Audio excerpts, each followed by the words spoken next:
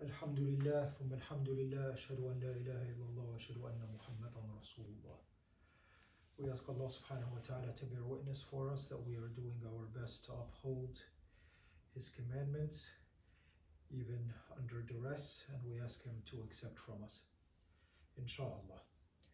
So for this short khutbah, I would like to give a sort of khutbah that I can't normally give, but there is a large group of Western Muslims who have enough acquaintance with Arabic that they can appreciate some subtleties of the Quran, and I would like to focus on the harf, or the word in Arabic ma, which is a very simple, very familiar word, but I'd like to, inshallah, just show some of the subtlety of the Quran in the different ways that this word is used. You're familiar with the typical uses, ma al-istifhamiyya, which is the interrogative ma, when you want to ask a question, like ma hadha, what is this? And we see this in the Quran, like when Allah subhanahu wa ta'ala asks Musa alayhi salam, وَمَا تِلْكَ بِيَمِينِكَ يَا Musa, what is this in your right hand, Musa? And then Musa proceeds to answer. We're also very familiar with the ma that means alladhi, that which. So, for example, when we have in Surah Fussilat, وَلَكُمْ فِيهَا مَا تَشْتَهِي أَنفُسُكُمْ وَلَكُمْ فِيهَا مَا تَدَّعُونَ, when the Quran is talking about heaven for the believers, وَلَكُمْ فِيهَا مَا تَشْتَهِي أَنفُسُكُمْ, and you will have therein whatever your hearts desire. وَلَكُمْ فِيهَا مَا تَدَّعُونَ, and you will have there whatever you want. So here ma is the equivalent of alladhi, that which. There's also ma an-nafiya, which is the negatory ma for negation, when you want to negate something. Like, for example, when the women see Yusuf alayhi salam and they are awestruck by his beauty and they exclaim, Ma hadha bashara, oh, truly this is not a human being.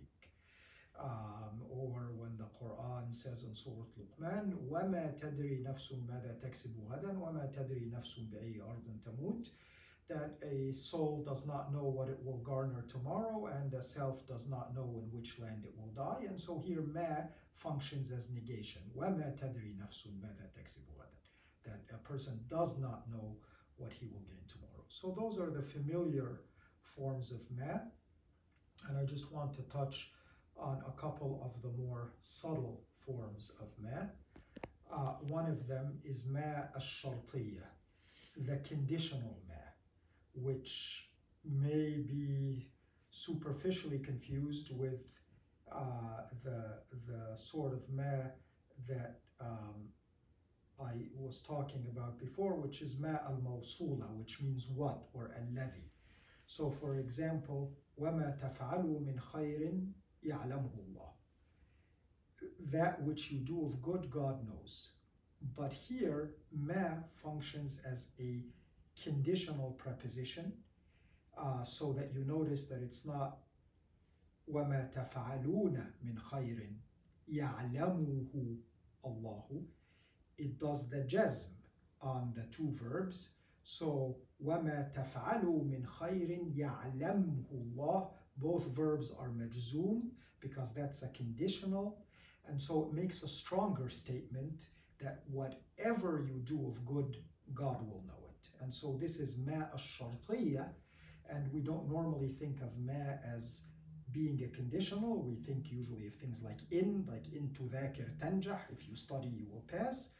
But here it's used for the strength of that condition, or the strength to establish firmly the consequence.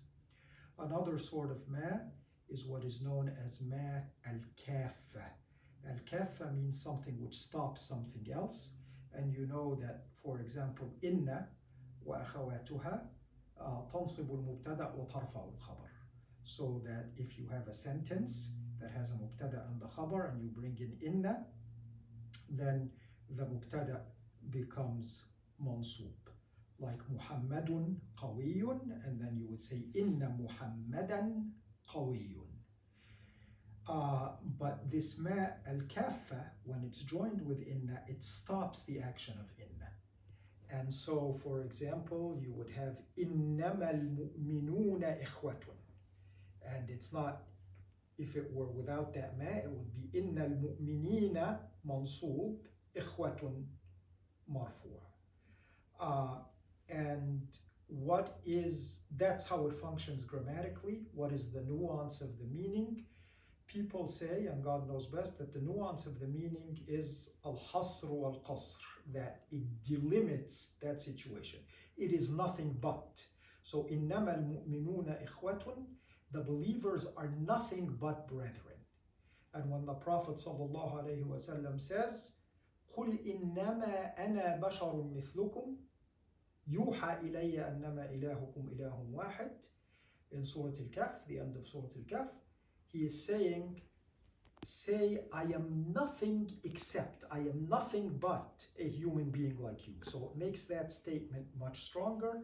And so we begin to see these very subtle nuances being brought out in the meanings of the Quran. Say what I've said. I ask Allah to forgive me and to forgive you. Udu Allah.